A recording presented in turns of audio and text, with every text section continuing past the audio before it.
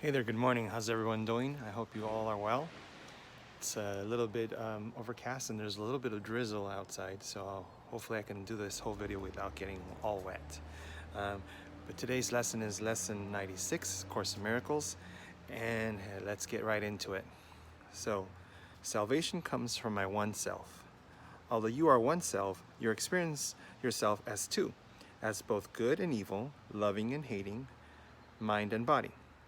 This sense of being split into opposites induces feelings of acute, constant conflict and leads to frantic attempts to reconcile the contradictory aspects of self-perception.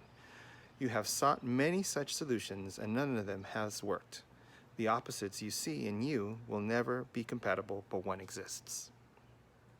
The fact that truth and illusion cannot be reconciled no matter how you try, what means you use, and where you see the problem must be accepted if you would to be saved. Until you have accepted this, you will attempt an endless list of goals you cannot reach, a senseless series of expenditures of time and effort, hopelessness and doubt, each one as futile as the one before, and failing as the next one will surely will. Problems that have no meaning cannot be resolved within the framework they are set. Two selves in conflict could not be resolved, and good and evil have no meeting place. The self you made can never be yourself, nor can yourself be split in two and still be what it is and must forever be. A mind and body cannot both exist. Make no attempts to reconcile the two, for one denies the other can be real. If you are physical, your mind is gone from your self-concept, for it has no place in which it could be really part of you. If you are split, then the body must be meaningless to your reality. Spirit makes use of mind as means to find its self-expression, and the mind which serves the spirit is at peace and filled with joy. Its powers comes from spirit, and it's fulfilling happily its function here. Yet mind can also see itself divorced from spirit and perceive itself within a body it confuses with itself. Without its function, then, it has no peace, and happiness is alien to its thoughts. Yet mind apart from spirit cannot think. It has denied its source of strength and sees itself as helpless, limited, and weak. Disassociated from its function now, it thinks it is alone and separate, attacked by armies massed against itself and hiding in the body's frail support. Now must it reconcile unlike with like, for this is what it thinks that it is for. Waste no more time on this. Who can resolve the senseless conflicts which a dream presents? What could the resolution mean in truth? What purpose could it serve? What is it for?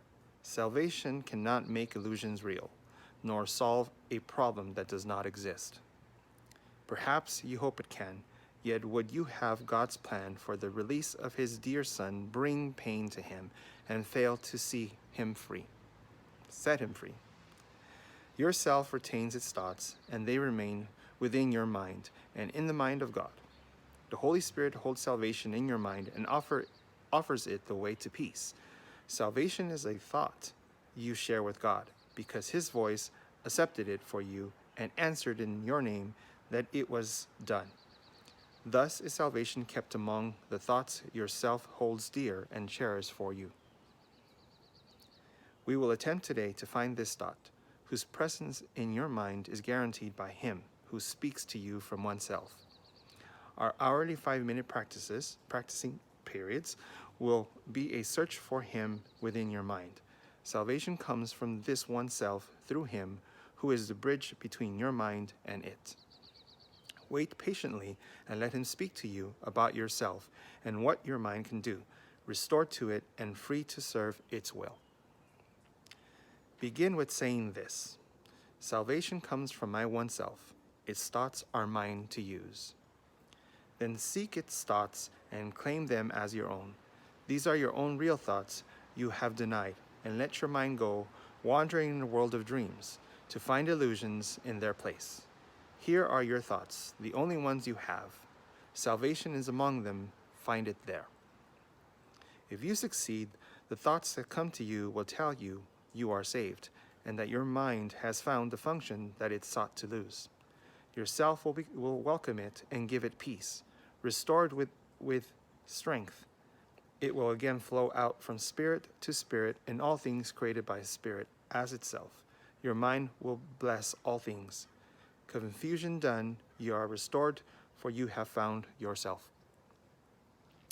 Yourself knows that you cannot fail today. Perhaps your mind remains uncertain yet a little, but not dismayed by this. The joy yourself experiences, it will save for you, and it will be yours in full awareness. Every time you spend 5 minutes of the hour seeking him who joins your mind and self, you offer him another treasure to be kept for you. Each time today you tell your frantic mind salvation comes from your one self, you lay another treasure in your growing store. And all of it is given everyone who asks for it and will accept the gift. Think then how much is given unto you to give this day, that it be given you. Okay, so today's lesson is all about reconnecting to that one self that is you, that is united and together with God. And not to allow yourself, your mind, to be distracted by the body. Because the body wants us to think that that's all there is. Yeah, and our mind is, in a sense, confused because it wants to listen to spirit, but at the same time, it wants to listen to the body. And when it listens to the body, it's misguided. So we have to understand that we gotta really work hard to not let the mind be distracted by the body, to not let the mind be guided into a direction that just leads us to pain, sorrow, sadness, fear, all these negative emotions. Because where our true salvation lies is in that one self that is connected to God, that we truly are. And that's what the lesson is trying to tell us, that our mind really is wandering, trying to find what is truth. And it's really hard when we, the body, pull it back and make it part of our body. When all it truly wants to do is be part of spirit and be part of God. So it's a constant battle, and one can never win the other. The body will never win the spirit, and it will just be a constant struggle that will go on through the ages. So what we have to understand is just release, let go of the body, and connect to that one self that we truly are.